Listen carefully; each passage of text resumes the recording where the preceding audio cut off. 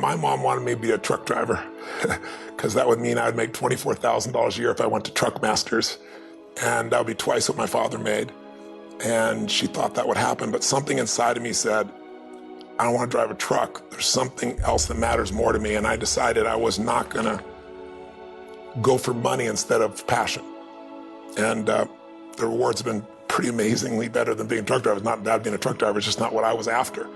And I look back, and one of the things that helped me was my original teacher, Jim Rohn, who was a personal development speaker I went to hear when I was 17. He said something the first time I heard him, and he said, you know, it's really simple. If you want life to change, you gotta change. If you want life to be better, you've gotta get better. It's the only way it happens. And luck will show up for people and it'll leave them. But if you're constantly improving who you are and what you give, game over.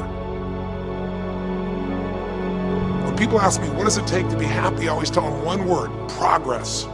Progress equals happiness. Even if you're not where you want to be yet, if you're on the road, if you're improving, if you're making progress, you're gonna love it. You're gonna feel alive. On the other hand, it doesn't matter how successful you are, if you stop growing, you start dying inside. I've always had this belief: if you want to be successful at anything in life, never leave the sight of setting a goal without doing something that commits you to fulfillment. If you get, like, you're in state, right, when you do something. While you're in state, that's the time to commit yourself to something that makes you follow through. So I'd call somebody up, I'd schedule something, I'd lock in the next meeting, I'd sign up for the class, I'd enroll the guy who was gonna mentor me, I'd set the meeting with a mastermind of people I met. I did something so that whatever I committed to, there was something when I went home that would pull me there. It's structure.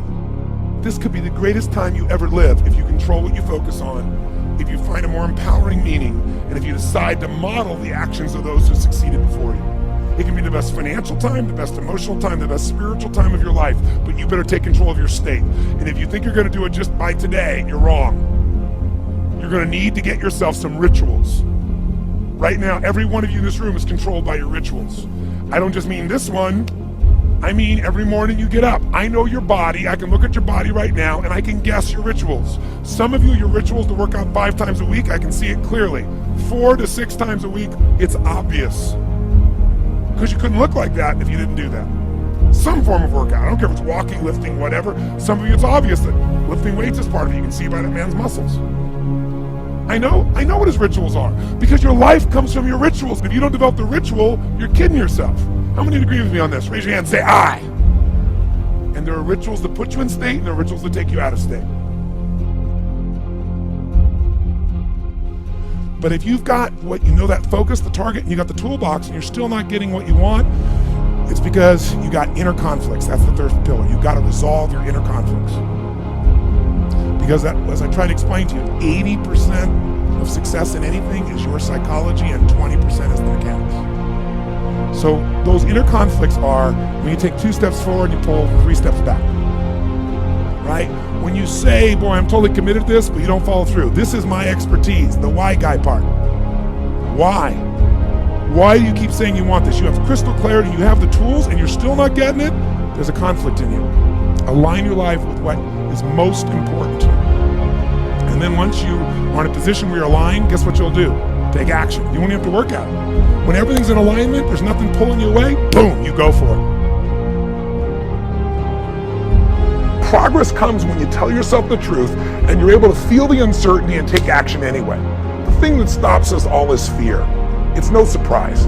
Fear of failure, fear of rejection, fear of the unknown, fear of not looking good. And that fear we could translate into the simple thing of uncertainty. Now, when you look at someone who's incredibly successful, you look at someone who's truly a leader in their life or in their field, the one thing they have in common is they exude this sense of certainty. And where's that come from? Is it inborn? Are they lucky? Are things just going their way? No, great leaders know how to step in the uncertainty and bring the certainty to the situation. Most people in life, we really feel like the level of stress in our life comes to how much of life do you feel like you control, or how much does life control you? Do you tend to control more of what's going on, or events controlling you? It's very easy to have those events start to take control unless we take control of what's between our ears, our own mind. You see, what you and I focus on massively affects how we feel, whether we're thriving or surviving. If you focus on what you can't control, If you focus on the past, if you focus on what's missing from your life constantly, that pattern of focus will make you frustrated, overwhelmed, depressed. It won't even matter if you're taking antidepressants. If you keep focusing on what you can't control, what's missing from your life, you're going to feel depressed still. You can take as many antidepressants as you want. Focus equals power. If you want to thrive, you got to focus on what you can control. You got to focus on the difference you can make. You got to focus on what's already in your life that you're grateful for. So you got to find a story that's going to empower you to act.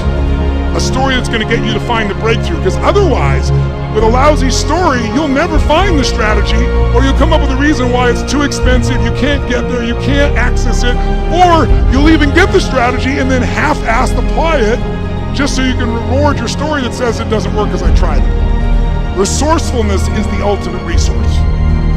And if you don't have what you want, stop telling yourself the story because you don't have the money, you don't have the time. That's bullshit. It's because you haven't committed yourself where you would burn your boats. If you want to take the fucking island, burn your fucking boats, and you will take the island, because people, when they're going to either die or succeed, tend to succeed.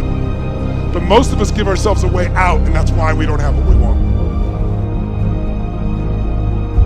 I was thinking about where this journey began for me, my desire to serve. Every day before I get on stage, I do this thing to whip myself into a peak state, and then my last words are, "Use me, Lord." That's my prayer.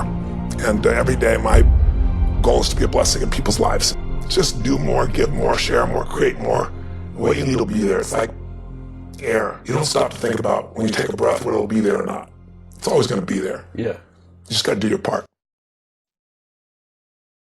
Early in my life, one of my mentors, a man named Jim Rohn, said, "Tony, all you have to focus on in your life is find a way to add more value than anybody else does, and you'll never have to worry about anything